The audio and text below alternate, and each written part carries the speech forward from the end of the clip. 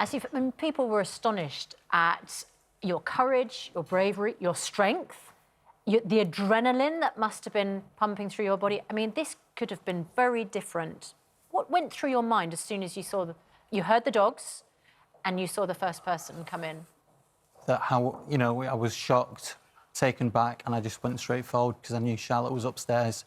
So the instinct just kicked in to protect my wife, really. And you started throwing punches at one guy, then another guy comes in. Did you at that point think, oh, here we go, or did you just plough on, no, not really thinking? Just plough on. I just flew into the second person because I knew Charlotte's upstairs. If there was going to get past me, there was going to get to my wife, and it was just, there was never going to get through me. And then a third man walks through the door. I mean, at any point you could have been overwhelmed. Were they carrying weapons? Were they unarmed? What did you know about them at that point? At that point, I didn't know they was armed. Were they? There was, yes. With what? It appeared to be a knife. If you watch the video, one of them comes back in. He's holding it behind his arm. Yeah. And as he walks back out, you could see the glimmer of the, you know... The metal? The metal. And was it a knife, do you think? The police, when they've zoomed in, they think it's a big screwdriver. So... How many would it have taken to stop you? I was trying to work that out. As the third one comes in and you're still piling into them, I mean, 5, 10? What does it take to stop you? If there was 100, as long as my wife's upstairs, there was no one going to get through me. And there's a very, you know, there's a more poignant backstory to this, Charlotte, because you've been very sick yourself, haven't you? Yeah, at the moment, yes. I'm undergoing some operations to remove cancer at the moment, so that's the reason.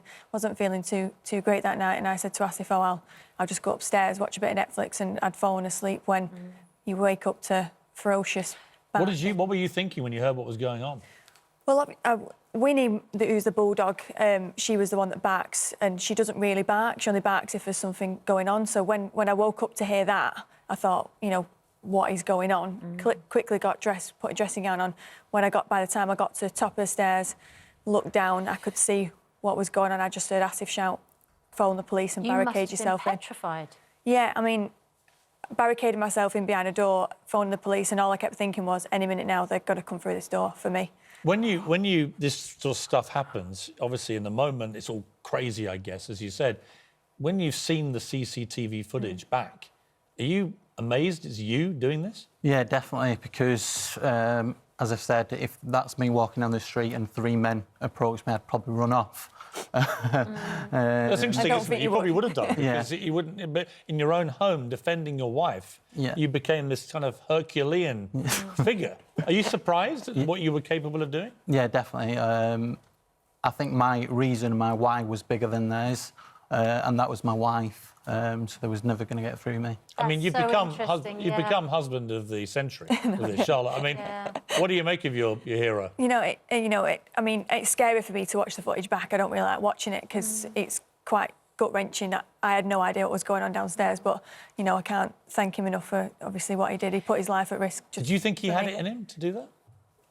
Deep down, I probably do know he's got it in him, yeah, but probably not to that extent. I didn't think that it would ever come to needing to use that sort of strength. You released the CCTV, didn't you? Because you obviously, quite rightly, want to get these guys. What progress has there been? The police have been making inquiries, but it's quite difficult for them because the police have said these are career criminals. They know exactly where the cameras are. They know what to wear to cover themselves up. But somebody out there surely knows who they are because, you know, if they've got wife, you know, the sons, you know, someone must know that they're leaving at certain times and coming back. And you're offering a reward as well.